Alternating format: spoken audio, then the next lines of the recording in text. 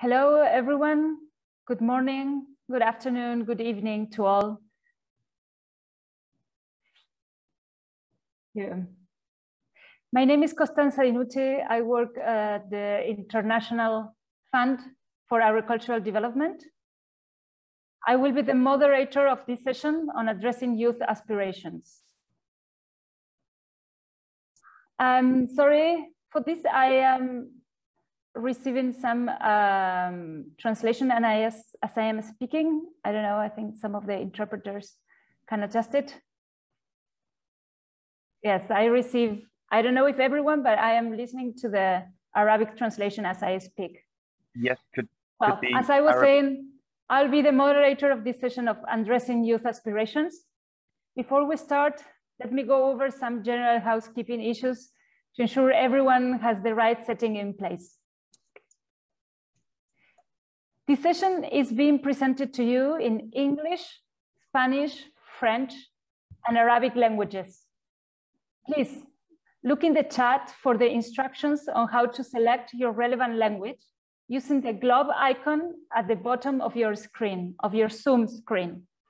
Everyone must select a language. You have one language selected, even if you select English. We will be using menti.com, an audience interaction tool throughout this event. Either on your phone, tablet, or in a new browser window, we kindly ask you to log in into menti.com and type the code 67400780. There you will have the questions that we are going to be posting for this session to interact with all of you.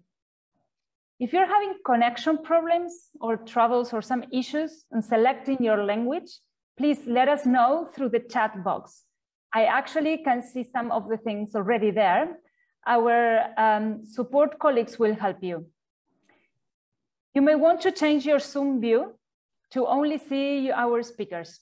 To do this, on the top right on your screen, you have to click the three dots. You have to click on the three dots and choose speakers view. We expect interpretations during after this session. So please use the chat box to participate in the conversations and share your questions.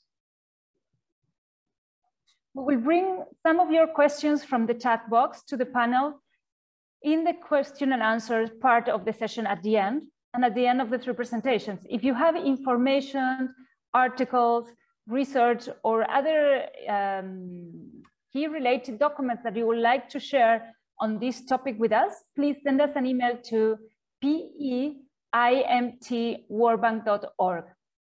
peimt@worldbank.com.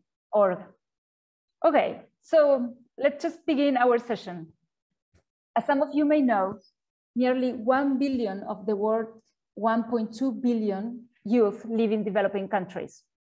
The numbers are growing far more rapidly in lower middle income countries and than in higher income countries, and particularly in rural areas.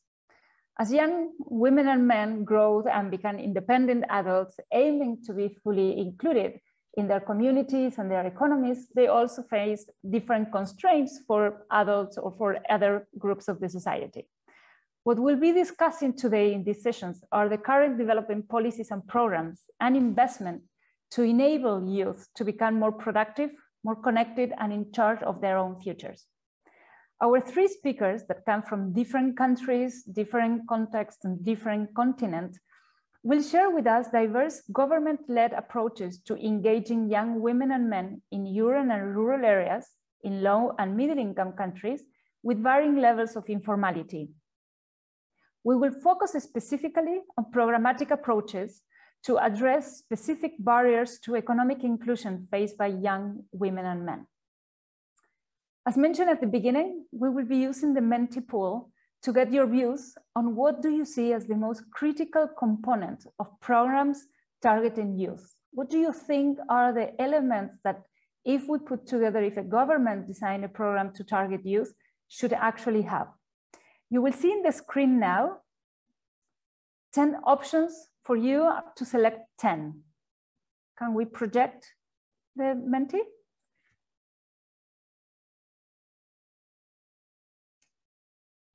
You will be seeing it now. So again, the question that we would like you to help us to answer is, what do you see as the most critical component of program targeting youth? The options that we put there are skills training, access to capital, group formation, self-employment opportunities, facilitating wage employment, access to markets, access to services, alleviating care responsibilities, coaching, addressing mobility, safety concerns. We will present the results at the end of the survey, at the end of the session, and we encourage all of you to share your views. So please go into Menti, log in with the numbers that we have already presented, and yes, they are included now in the chat box, and participate and share with us what do you consider are the most critical elements.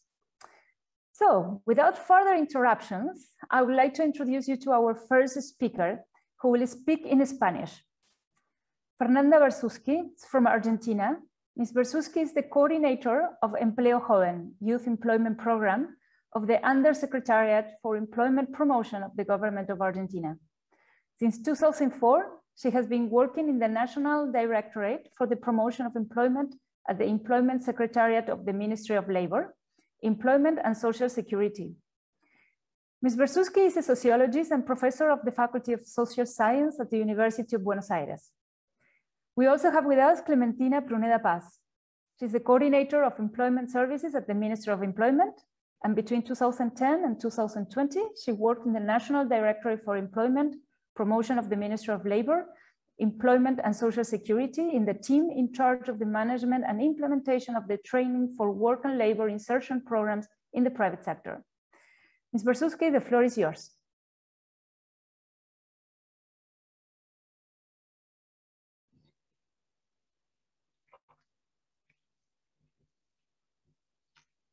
Hola, buenos días a todos. Un gusto estar aquí, gracias por la convocatoria. Mi nombre es Fernanda Bersusky, soy del Ministerio de Trabajo, Empleo y Seguridad Social de la Nación, coordinadora de Empleo Joven, y con mi compañera Clementina Pruneda vamos a hacer una presentación sobre el programa Jóvenes con Más y Mejor Trabajo como política de inserción laboral. Bueno, el programa se generó en el año 2008 como respuesta a la situación de desempleo juvenil que afectaba a nuestro país, y como objetivo se propuso la generación de oportunidades de inclusión social y laboral a los jóvenes a través de distintas acciones integradas que les permitan identificar el perfil profesional en el cual deseen desempeñarse, finalizar sus estudios obligatorios, realizar experiencias de formación o de entrenamiento para el trabajo, iniciar una actividad productiva de manera independiente, individual o asociativa, o insertarse en un empleo de calidad. Nuestra población objetivo son jóvenes de 18 a 24 años, desocupados, interesados en encarar una búsqueda activa de empleo, que no cuenten con estudios formales completos, y hacemos foco en jóvenes vulnerables, donde tienen, digamos, justamente mayores dificultades para insertarse en el mercado de trabajo. En función del cumplimiento de los objetivos que nos propusimos, el Ministerio de Trabajo desarrolla distintos componentes, distintas líneas de acción, que constituyen estas actividades que pueden realizar los jóvenes de nuestro país, y en función del tipo de actividad que realizan en el marco del programa Jóvenes, perciben una ayuda económica mensual directa, en la cual se percibe una prestación a través de una tarjeta magnética, y a su vez el Ministerio también brinda asistencia económica a las instituciones formativas que participan del programa.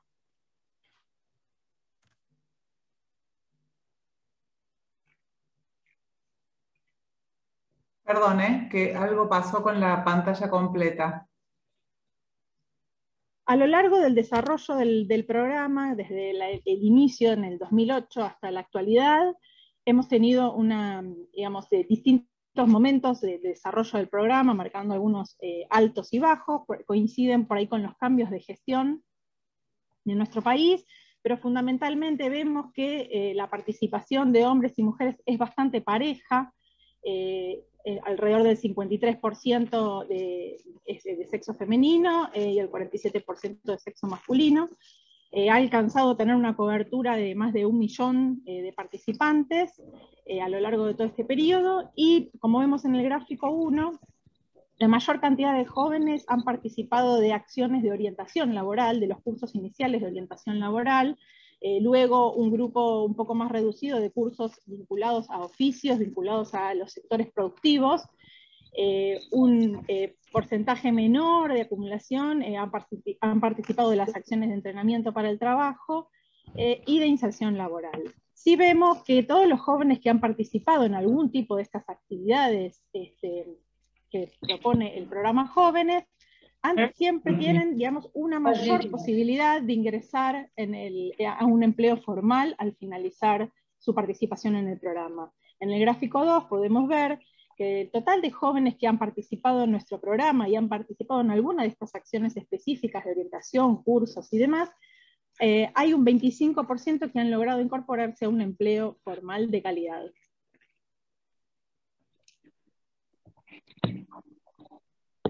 Puntualmente nos vamos a centrar en dos de las actividades que se proponen dentro del programa Jóvenes, que son las acciones de entrenamiento para el trabajo y el programa de inserción laboral en empresas. Las acciones de entrenamiento para el trabajo es un proceso de aprendizaje práctico en un puesto de trabajo concreto en una empresa del sector privado, que brinda la posibilidad de formar a los jóvenes de acuerdo a los requerimientos de la empresa. Aquí no hay una relación laboral entre el joven y la empresa, sino que es una relación de tutor y aprendiz. Se le brinda una asistencia económica específica a los participantes que perciben de manera individual, mensual, y el aporte del Ministerio de Trabajo varía en función del tamaño de la empresa, promoviendo siempre la participación de las micro y pequeñas empresas que son las que captan mayor cantidad de mano de obra. En cuanto al programa de inserción laboral, es un incentivo económico, es un subsidio a la parte del salario. Aquí sí hay relación laboral, el joven entra en una empresa a desempeñarse y va a percibir un salario en función del convenio colectivo en ese sector. Los montos y la duración del apoyo que genera la Secretaría de Empleo, el Ministerio de Trabajo, van a variar en función de la jornada, de la duración de la jornada de trabajo, del género y la edad de los trabajadores, y también del tamaño de la empresa. Sí, lo que planteamos es que haya una combinación de estos dos programas, de que los jóvenes que participan del entrenamiento puedan luego participar de la inserción laboral. A lo largo del recorrido de nuestro programa Jóvenes, vemos que hay un mayor porcentaje de participación en las acciones de entrenamiento de las mujeres en todos estos años, fundamentalmente a partir del 2017. Sin embargo, en el momento de participación en el programa de inserción laboral, lo que notamos es que hay una mayor participación de los varones. En este sentido, tenemos como desafío que romper con estas barreras de género que nos propone el mercado de trabajo. Sí, nos parece muy importante e interesante remarcar que aquellos jóvenes que participan de estas acciones de entrenamiento en empresas duplican las posibilidades de obtener un empleo formal en el mercado de trabajo. Con lo cual, estas líneas son fundamentales para seguir promoviéndolas desde el Ministerio de Trabajo. El desarrollo de nuestras políticas es de manera descentralizada, federal, contamos con 44 agencias territoriales que son propias del Ministerio, que son las que ejecutan los programas y a su vez se vinculan con las oficinas municipales de empleo, que son las encargadas de vincular la oferta y la demanda local de empleo, a través de los relacionadores de empresas y los distintos perfiles. Como desafíos tenemos en relación al diseño, estamos todo el tiempo, digamos, adaptándonos a los cambios. De hecho, estamos en desarrollo de un portal de empleo autogestionado para promover el encuentro entre las empresas y los trabajadores, y a su vez, bueno, la virtualización de la atención y la capacitación a los jóvenes. De hecho, esto se profundizó con la pandemia, y a su vez todo lo que significó la atención remota y las capacitaciones brindadas a los jóvenes en este contexto virtual, como contrapartida trajo una evidencia de la brecha digital que tenemos que resolver. A lo largo del programa hemos visto que se implementó de una manera heterogénea y dispar en el nivel nacional en cuanto a las políticas de empleo, de entrenamiento y de inserción laboral. Creemos que es importante implementar estrategias para incrementar la participación de los jóvenes en las prestaciones, fundamentalmente de las mujeres, y articular las distintas prestaciones ofrecidas a los efectos de que puedan tener un trayecto formativo ocupacional que derive en una inserción en un empleo de calidad. Por otra parte, necesitamos sí capacitación permanente a todos los equipos territoriales para fortalecer todas las políticas de promoción del empleo para los jóvenes. Bueno, desde ya, muchísimas gracias por la escucha. Bueno, estamos atentos a las preguntas que puedan surgir.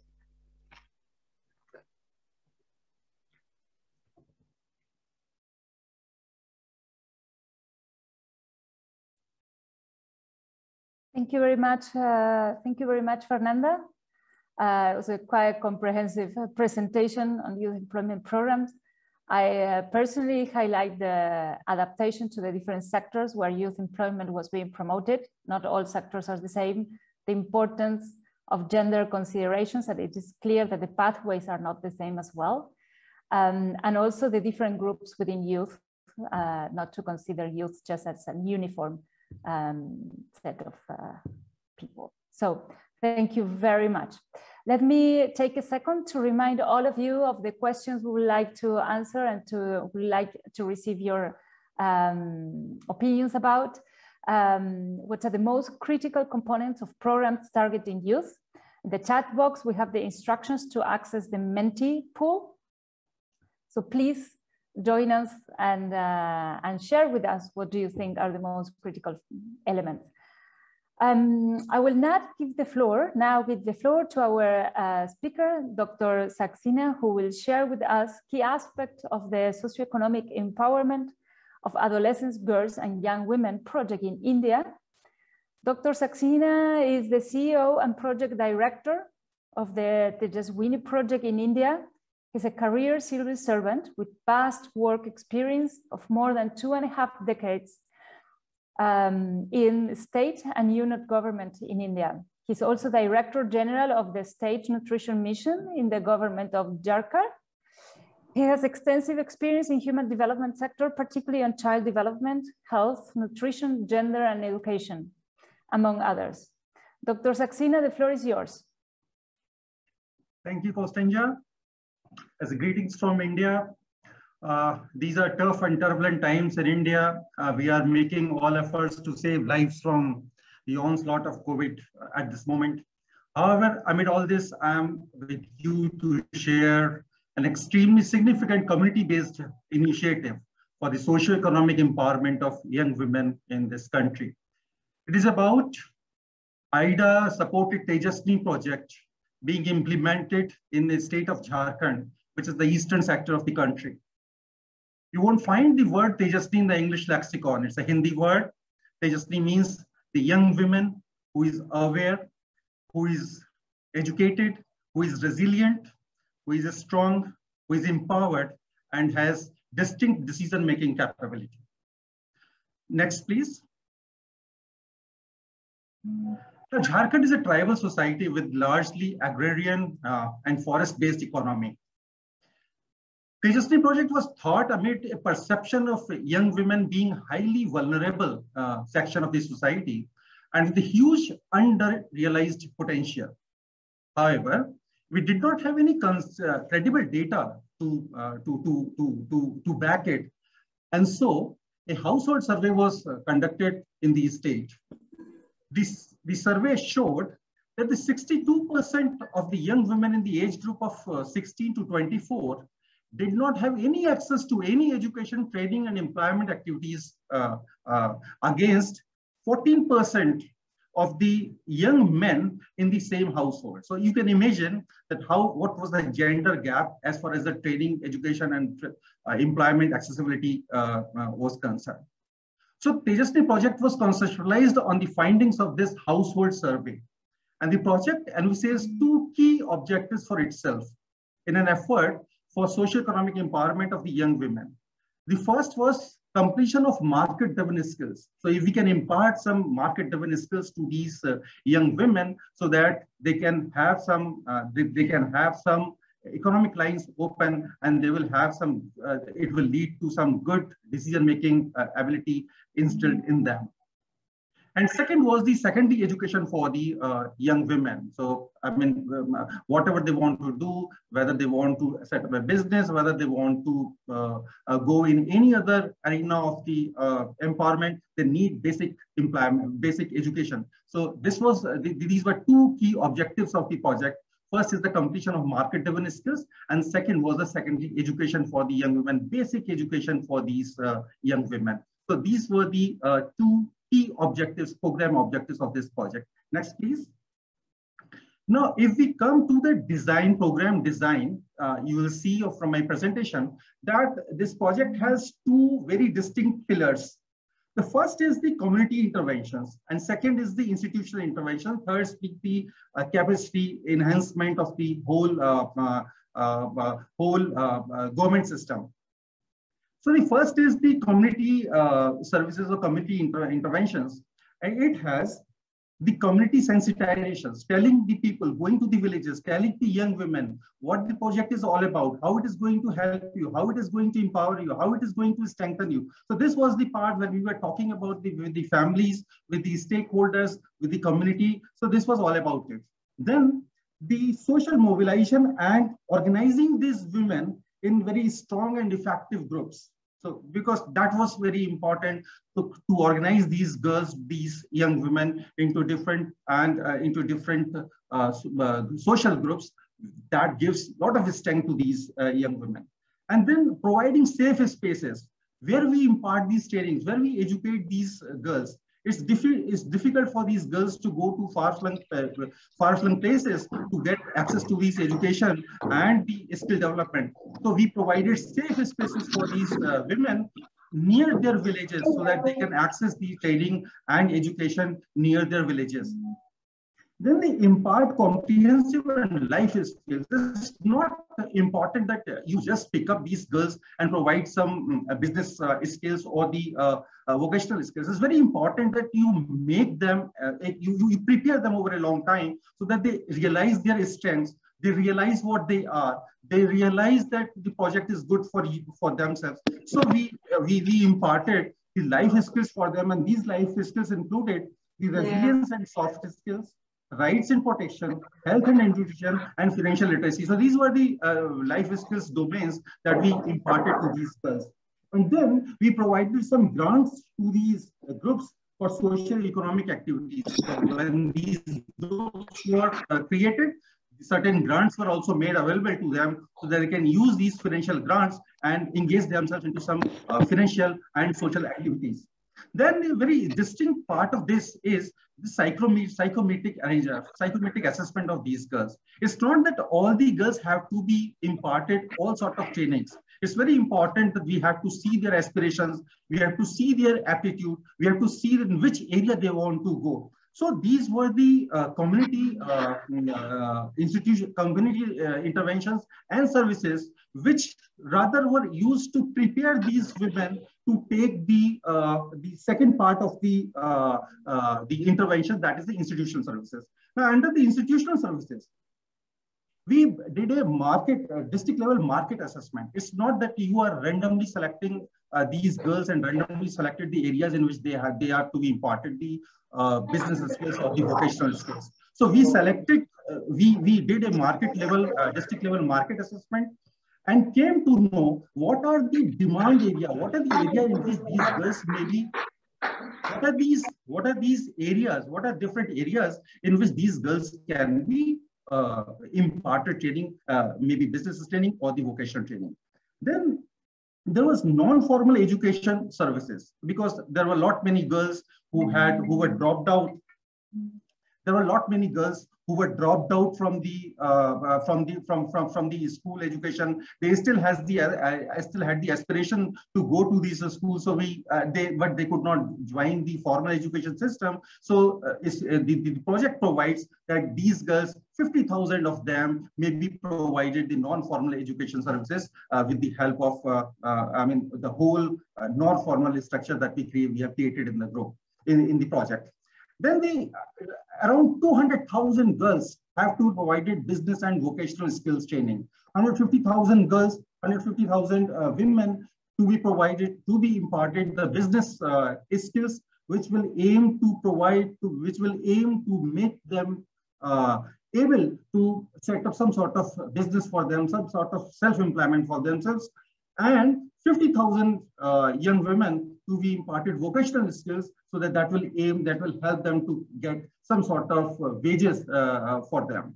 We also designed in this project that all the girls who will be imparted the non-formal educations, and all the girls who will be imparted the vocational skills, they will be provided some cash transfers to the tune of around $150 US during this period of 1 year, so that it can help them to it can generate their interest. It can help them to attend these classes, these training sessions, and be able to be retained in those things. So these are the two distinct pillars. First is the community interventions, community services, and the second is the institutional services. Next, please.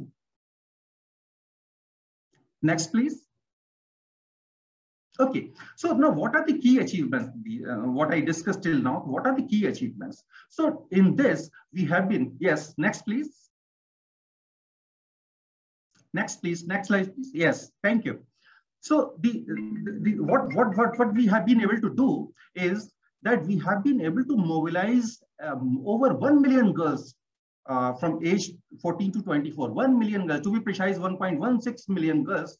And they have been mobilized into around 12,839 community level clubs. So these are the groups that we are talking about. So these girls have been part of these 1.1 million girls to be part of, to be organized in 12,839 groups. And these groups are very versatile. They are engaged in a lot of social activity, a lot of economic activities. They are throwing a lot of innovations. No. All these, if we talk about the menstrual hygiene, these groups have created their sanitary pad banks.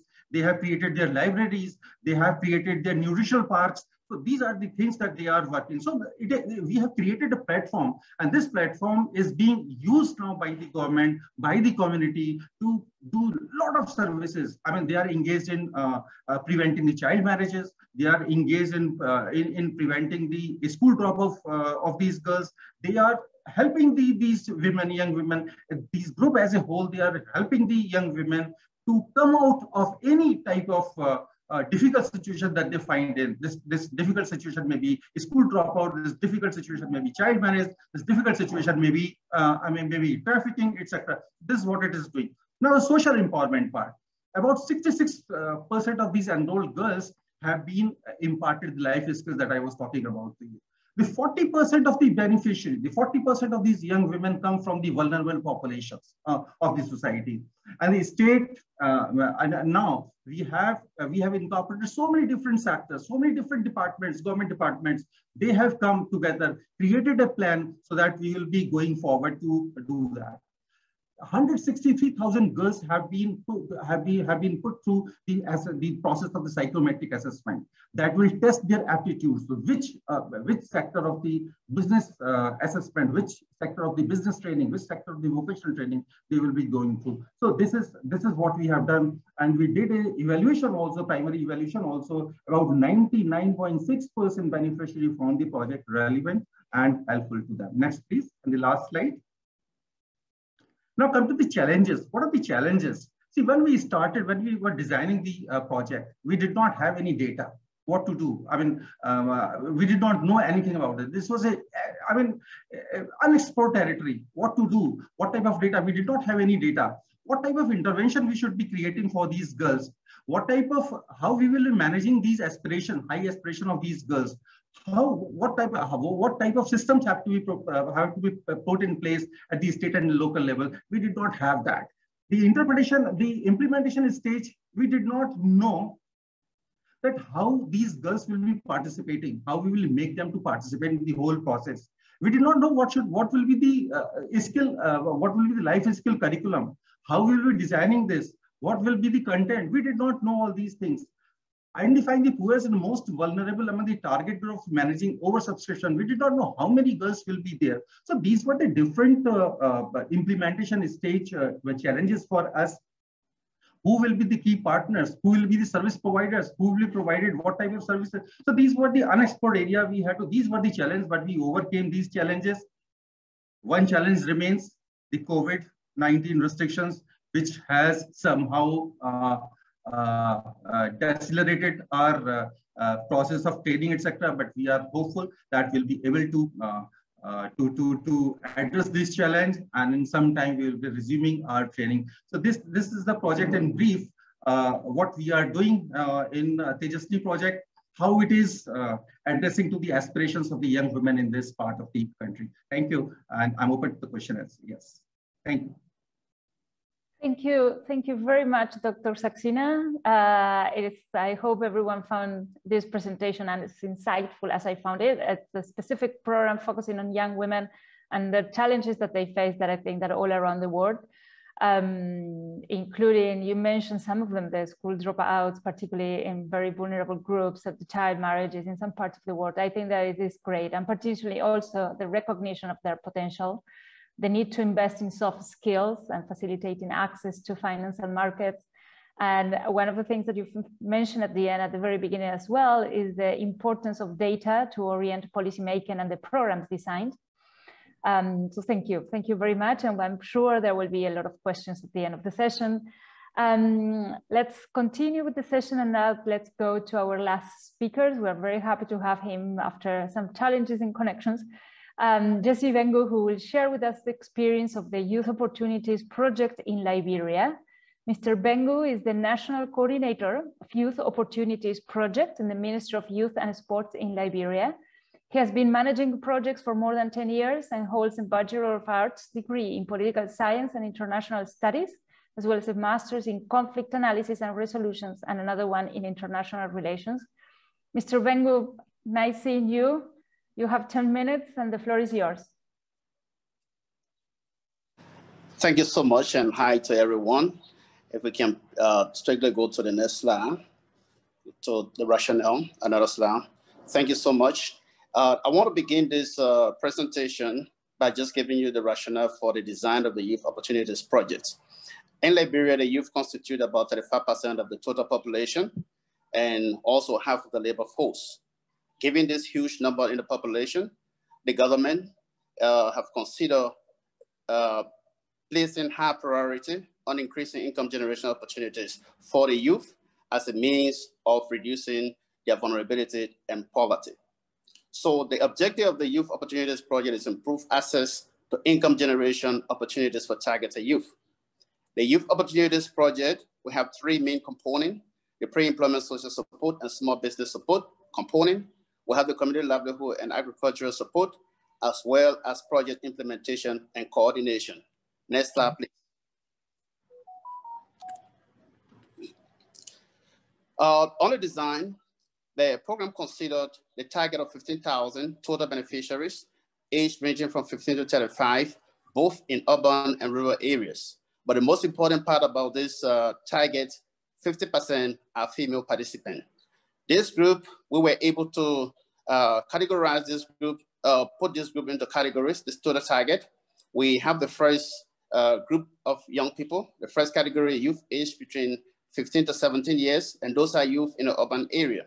At the initial stage, this youth, we provided them with job readiness training, mentorship, and then when the COVID-19 came, we also added a business component to this group here.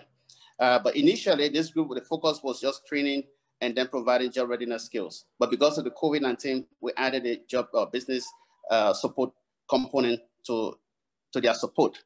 The second category of youth that we have is youth aged between 18 to 35, and those are also another group of youth in the urban area.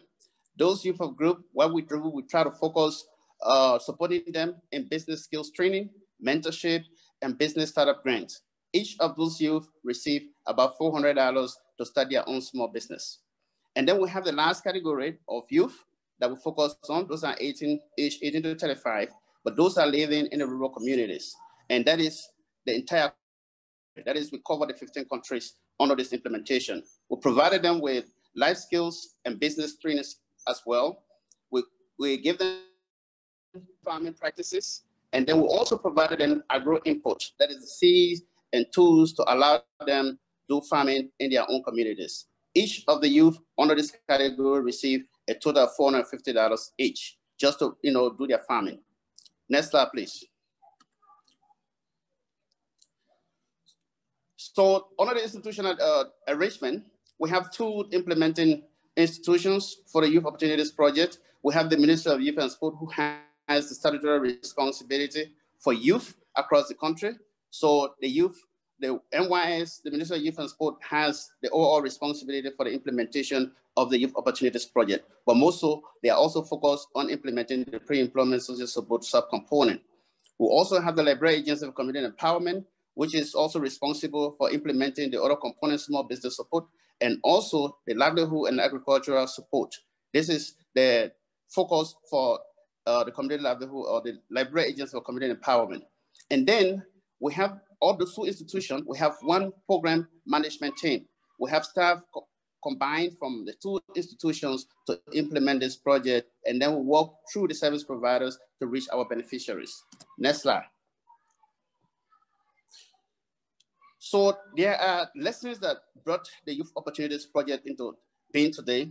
Before the design, there were lessons learned, there were previous projects in Liberia that informed the design of the Youth Opportunities Project.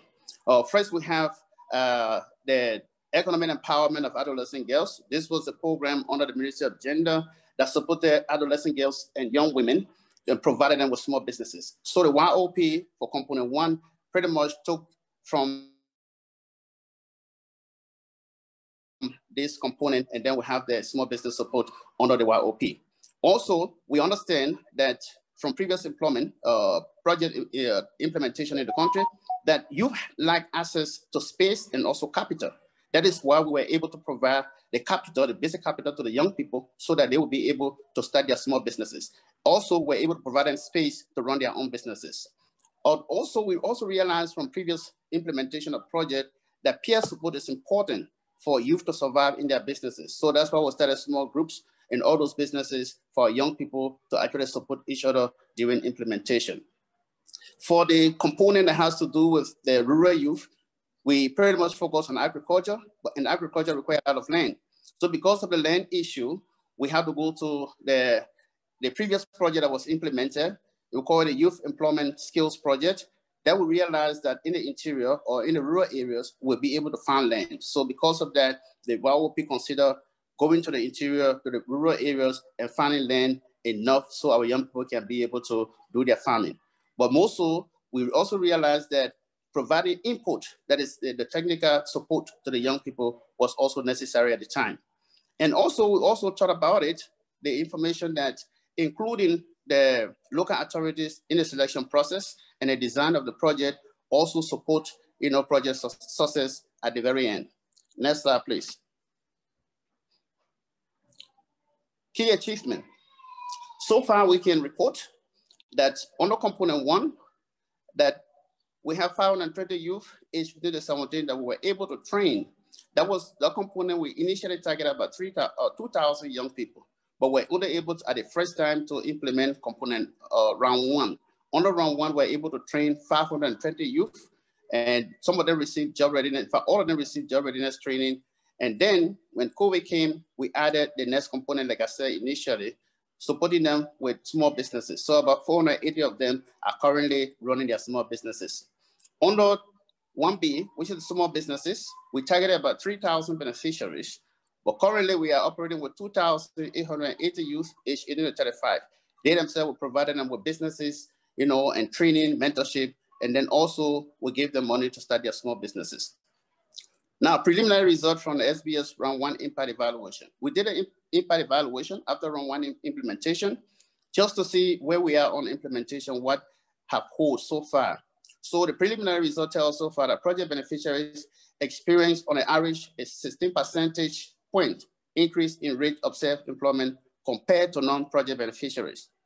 Beneficiaries are also 9.3 percentage point more likely to have their main pay employment activity being in self-employment compared to non-beneficiaries. Importantly, these self-employment results are all balanced by gender. That is, we have female participation at 50% at this level. Next slide. Key achievement continuum. Under our community livelihood investment program, we initially had a target of 10,000 beneficiaries, but now we were able to reach over 10,000, about 10,600 youth. Those are in the community, in the rural areas. We supported them, with basic tools and planting materials for them to actually be able to cultivate their farms. So we can report that over 5,000 hectares land were cultivated with different kinds of food under that component. And then we also conducted a beneficiary feedback survey out for round 1 and 2 for the first component. During that beneficiary satisfaction survey, we wanted to know how satisfied beneficiaries are with the program intervention. 98% of beneficiaries were either satisfied or very satisfied with the overall project intervention. 99% of beneficiaries reported that the project has brought young people together through its activities. That's a very big success. Additional 120 young beneficiaries received agro-processing machines to offer value addition opportunities to farmers in their communities. So we distributed agro-processing machine to have value addition to what our beneficiaries were growing in the communities. Roll out across, but we need processing machine to process what they were growing. And increased financial literacy and financial inclusion for over 40,000 young in urban and rural areas by providing basic mobile phone and helping them with mobile money. So we were trying, pretty much, we were trying to make sure we get our beneficiaries involved in the process. So we provided them with mobile phones throughout the country. Next slide, please. Key challenges. Next slide, please. Okay. Key challenges. Still achievement. Thank you. Okay, so the key challenges, we have limited project resources. So for the entire project, we have a total of 13.5 million. And then we're targeting 15,000 beneficiaries in all the 15 counties. So that was a key challenge. We need more money to really target the population that is at stake right now. We have low capacity context. Some of our beneficiaries do not even have the required education for the training that we provided. Some of them are zero literate when it comes to training. Poor infrastructure, bad road conditions. We couldn't reach to some of our, it was very difficult to reach some of our beneficiaries that are in the interior, in the rural part of Liberia because of bad road conditions. So that was a key challenge. And then also when we introduced the mobile money, the network in some of the areas is still not too good. Somebody will get paid on their mobile phone, but then they will not be able to access the money because there's no network in the area. Moreover, we had a transition, a political transition in our government. When we started the implementation of the 1OP, there was an election in the country and government change. When new leadership came on board, it took some time to really get them acquainted to the project. And then restriction of movement and political and public gathering imposed another restriction. That is the COVID-19. When COVID-19 came, we were not easily able to go out and do monitoring. That was a key challenge. Next slide, please.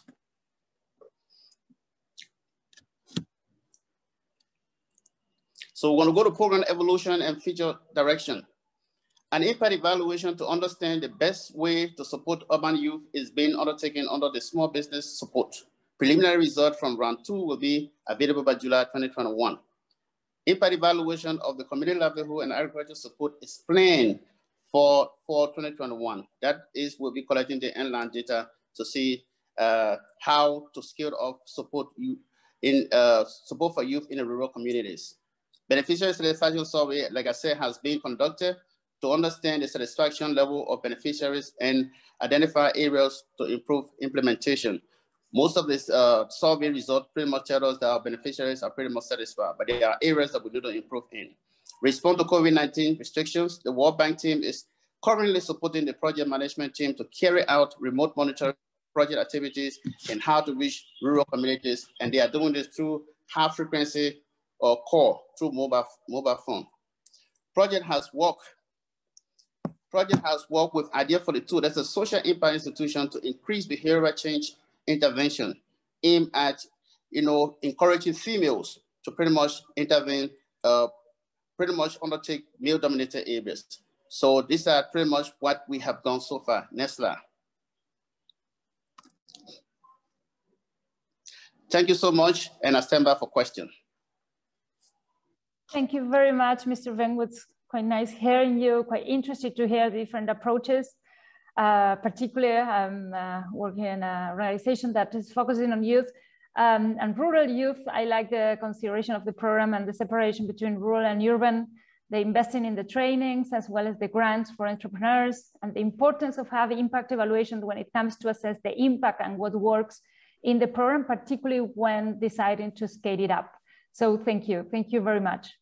So we have a few minutes to go still, and would like to take some questions that are already in the chat. Some of the questions that have been placed have already been answered. So thank you very much for the speakers to answer to those.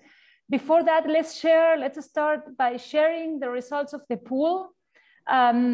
We put the question, what do you see as the most critical components of programs targeting youth? So let's see what we have.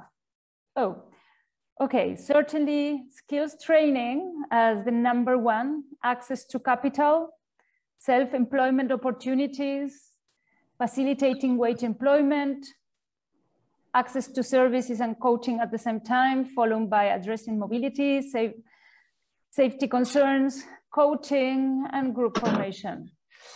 Well, I think, I don't know how many of you will be surprised by seeing the training as #1. We've heard that in all the presentations. And I guess there are many things you may come up as your own reading for these results, but one thing is certain, that is that there is no one-fit-all approach when it comes to youth development, and the different dimensions needs to be considered when designing and putting in place comprehensive programs to address youth-related issues. Please share with us your additional insight in the chat box. Feel free to that and to continue exchanging opinions. We have a few questions for the floor, so I will quickly thank you for the colleagues helping with identifying those. So let's see, one of the questions that is actually a recurrent question that has been placed was about targeting. How can you select appropriate targeting participants for your program? This has been particularly in the case of India. Why you selected 18 to 24? Is it the definition of youth or particular other reasons? And if you can answer very quickly, because we have a lot of questions, so thank you. Should I answer that? Yes, just very quickly, and I'll continue with the questions. Okay. Thank you. So you asked about 18 to 24. It's not 18 to 24, it is 14 to 24 in Tejasvi project. So we select here. So we select, we call it adolescent girls and young women. So it is 14 to 24. And this is the this is a group which need utmost care, utmost trainings, and they need to be engaged too, so that they can be prepared for their future empowerment. So that's how it was, because this is the very important group, 14 to 24. Perfect. Thank you very much.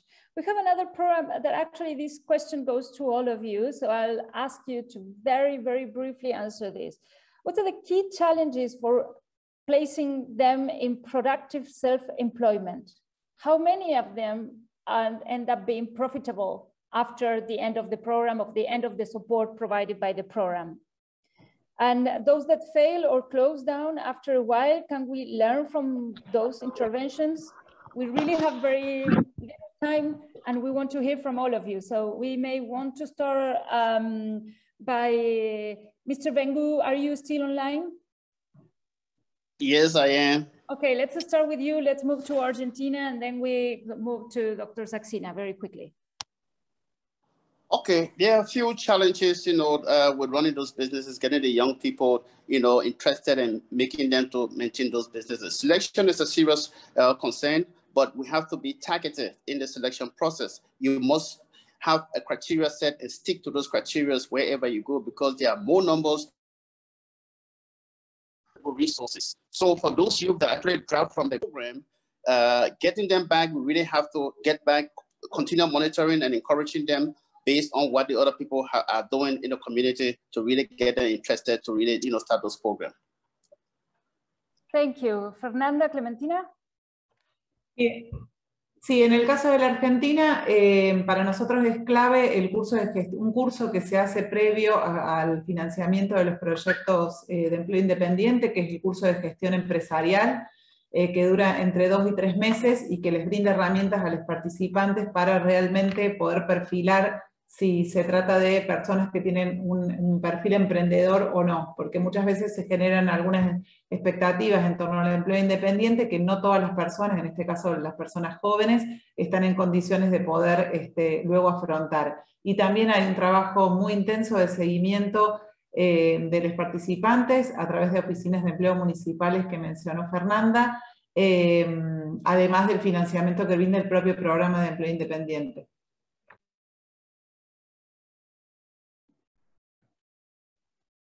Fernanda, would you like to add anything? Thank you, Clementina.